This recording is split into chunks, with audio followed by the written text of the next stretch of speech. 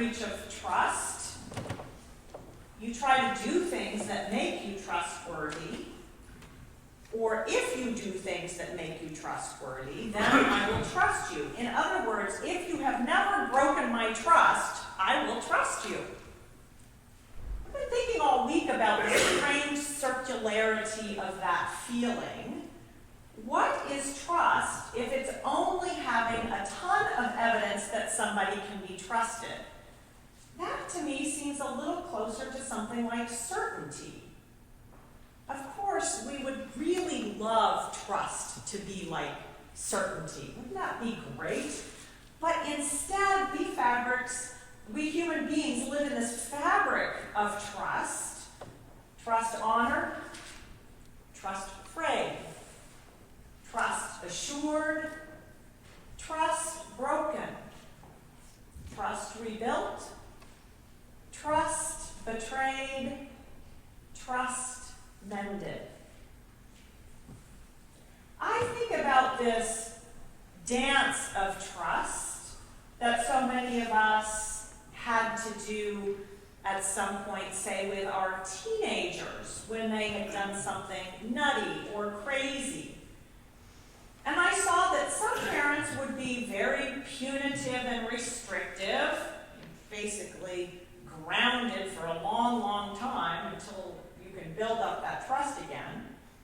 And then there would be other parents who would just forge ahead as if nothing had happened. And then all kinds of parenting between that, which pretty much gives us the range of behavior around broken trust. How do we mend trust? Now, I thought about how trust is really essential to human relationships. We may use language of trust for mechanical or biological things, but it's really more of an issue of understanding the capacity when it comes to mechanical or biological things. We don't trust a bridge, actually. We just hope somebody has inspected it, right? The person we trust is the inspector.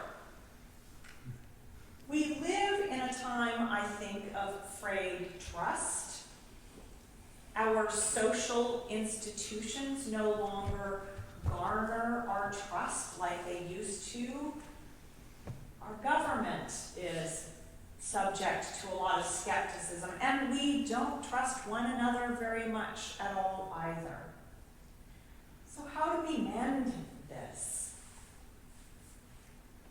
I wonder if we start with God. I wonder if we start with God and with ourselves when we're trying to mend trust. With God and with humanity in general. Now, the Hebrew scriptures in particular recount this story, this ongoing story, in an extended metaphor that we are God's spouse and that we have been unfaithful. That story comes up time and time again in our Hebrew scriptures. Humans repeatedly unfaithful to the covenant that God has established. And God constantly trying to extend to us trust again, to start over again, to mend loving fidelity. The takeaway is clear. We human beings are simply not that trustworthy as a lot.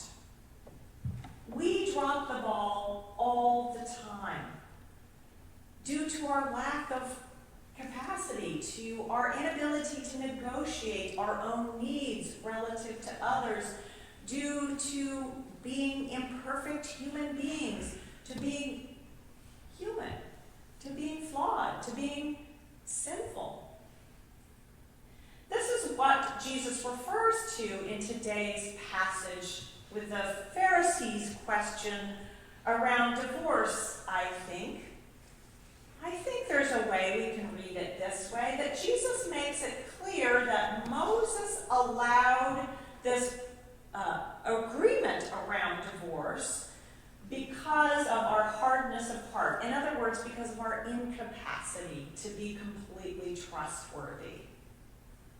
Now, I know that for some, hearing that passage about divorce may have a little bit of a sense of poking a little stick at a wound in your life. But I'd like us all to hear it as an acknowledgement that divorce is one of the many places where we as human beings show our flaws. We are imperfect. It's a broken-hearted place. And that this passage moves from divorce to a child receiving the kingdom of God may indicate that this whole bit together, taken as a whole, tells us something about trust. That while divorce may demonstrate infidelity and make us less trustworthy and less trusting, God is still trustworthy. Where trust is frayed, we may not have a capacity to fix it with one another, but the invitation may be to start to mend trust by having a childlike capacity to receive God and God's realm, to receive God's providence and goodness and grace. Begin here. Begin here. Rather than staring at the places of frayed trust, begin to trust God like a child. My dear, dear friend's son is an addict, and it's been a horrible journey of heartbreak and manipulation and lies and trust offered and trust broken, and finally a decision to place him in a locked treatment facility. He is now 19 months sober at the age of 20, but it is still a journey with many heartbreaks and struggles and hopes. He has been working on his 12 steps, and the second and third of these are kind of curious when we think about trust. He is learning that only a higher power can return him to sanity, and he is learning to trust his life to that higher power. So he begins this work by learning about trust relative to God. And so it is for my friend as well as a parent that as she thinks about trying to repair trust with a child, she knows that a big piece of the work is actually learning to trust God. Mending trust, you see, does not begin by trying to fix human relationships determinedly. It begins by our scrutiny of our own capacity to trust in God and our remembrance of how God has repeatedly, despite our untrustworthiness, repaired the bonds of covenant in love for us, extended forgiveness to us, offered to us a fresh start, and given us opportunities to again develop ourselves as trustworthy beings.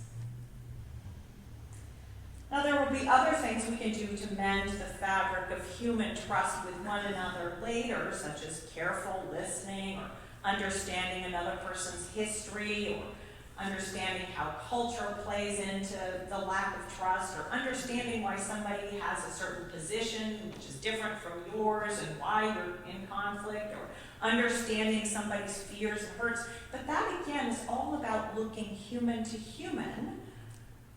And the place we need to start is always asking the question about our trust in God. To trust fully, we need to trust God first. To trust that through all the vagaries and tragedies and losses of our lives, God still sustains us, loves us, works all things for good, and in the end, trust will teach us, in the words of Julian of Norwich, that all will be well. That all will be well. That all manner of things shall be well.